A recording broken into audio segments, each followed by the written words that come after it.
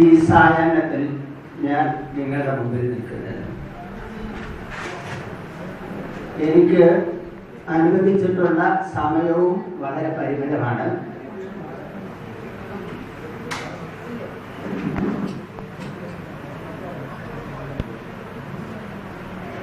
Shri Vechur SP Iyer അദ്ദേഹത്തെ അനുസ്മരിക്കുക എന്നുള്ളൊരു ചടങ്ങാണ്. ബ്രാഹ്മണ സഭ രൂപീകൃതമായിട്ട് 42 വർഷം. 42 വർഷം മുൻപ്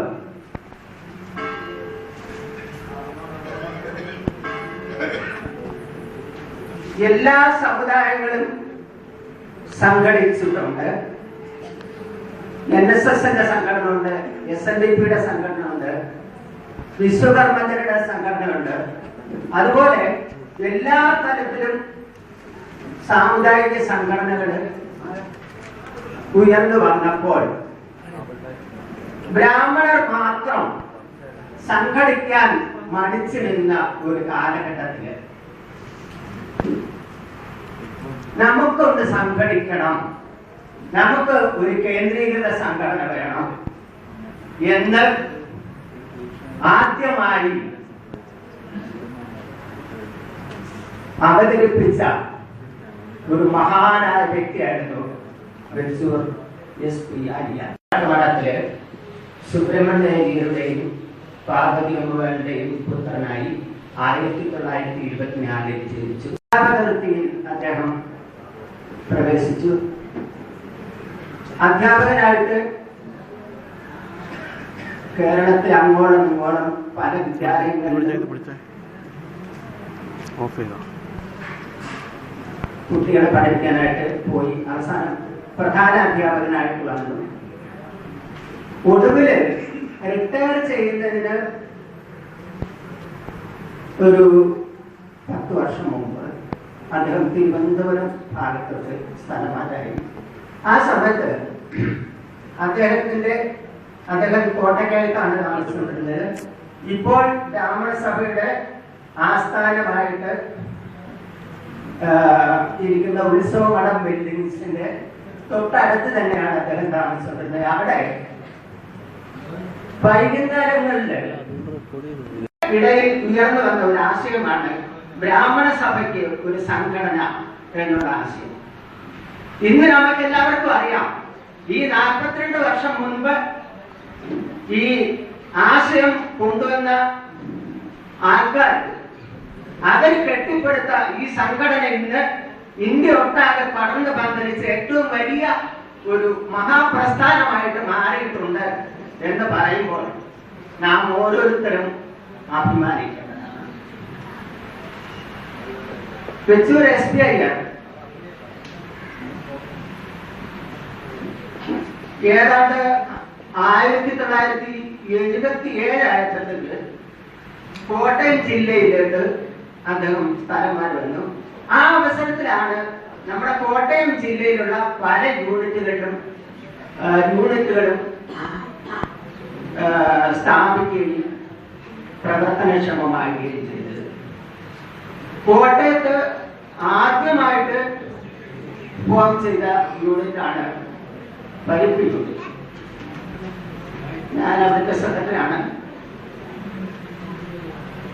ഈ പരിപ്പ് യൂണിറ്റ് ഫോം ചെയ്തതിന് ശേഷമാണ് വെച്ചൂർ യൂണിറ്റ് ഫോം ചെയ്തത്. അതെല്ലാം കഴിഞ്ഞ് വളരെ കാലം കഴിഞ്ഞിട്ടാണ് ഒരുപാട് മെമ്പർമാരുള്ള കോട്ടയവും വൈക്കം അതുപോലെയുള്ള യൂണിറ്റുകളൊക്കെ ഫോം ചെയ്തത്. ഈ SP അയ്യർക്ക് ഒരു ക്വാളിറ്റി എന്താണെന്ന് വെച്ചാൽ, എന്തെങ്കിലും ഒരു കാര്യം തീരുമാനിച്ചാൽ അത് നടപ്പാക്കി അദ്ദേഹം ഉറങ്ങാറുണ്ട്. ഉറച്ച തീരുമാനങ്ങളോടെ ഉറച്ച കാൽവയ്പ്പുകളോടെ അദ്ദേഹം സംഘടനയുടെ കാര്യങ്ങളിൽ ഇടപെട്ടിരുന്നു. അതിന്റെ ഫലമായിട്ടാണ് ഇന്നുള്ള ആൾക്കാർക്ക്, വളരെ ചുരുക്കം ചില ആൾക്കാർക്ക് മാത്രമേ SP അയ്യരെ ഓർമ്മ ഉണ്ടാകുന്നത്. 1984 ക്യാൻസർ രോഗത്തിന് അടിമപ്പെട്ട് അദ്ദേഹം മരിച്ചുപോയി. മരിക്കുന്ന സമയത്ത് മകളുടെ കൂടെയായിരുന്നു. മകള് കോഴിക്കോടാണ്. ആ സമയത്ത് ആ ഭാഗത്ത് സംഘടനാ പ്രവർത്തനങ്ങൾ വളരെയധികം അദ്ദേഹം ശക്തിപ്പെടുത്തുകയുണ്ടായി. കഴിഞ്ഞ ജില്ലാ കമ്മിറ്റി പരത്തിൽ വെച്ച് കൂടിയപ്പോൾ നമ്മുടെ ഇപ്പോഴത്തെ തൃശ്ശൂർ ഉപസഭാ പ്രസിഡന്റ് രാസാവണി ഒരു അഭിപ്രായം പറഞ്ഞു. നമ്മുടെ ഇവിടെ 13 യൂണിറ്റുകളുണ്ട്. ഈ 13 യൂണിറ്റുകളിൽ ഏറ്റവും നല്ല പ്രവർത്തനം കാഴ്ചവെക്കുന്ന യൂണിറ്റിന് ഒരു ട്രോഫി ഏർപ്പെടുത്തണം. അത് SPIയുടെ പേരിലായാൽ നന്നായിരിക്കും എന്നൊരു അഭിപ്രായം അദ്ദേഹം പറയുന്നുണ്ടായി. ഞാൻ ആ അഭിപ്രായത്തില് സർവാത്മന പിന്തുണച്ചു. എന്തോ ഭാഗ്യമെന്ന് തന്നെ പറയാം.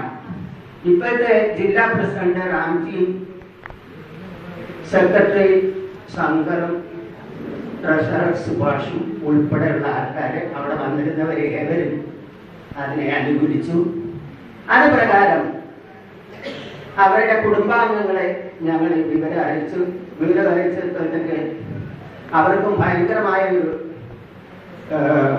എന്താ പറയുന്നത്, ഒരു ആഹ്ലാദം ആണ് ഉണ്ടായത്. കാരണം ഏതാണ്ട് വിസ്മൃതിയിലാണ്ട് പോയ ഒരു മനുഷ്യന്റെ പേരിൽ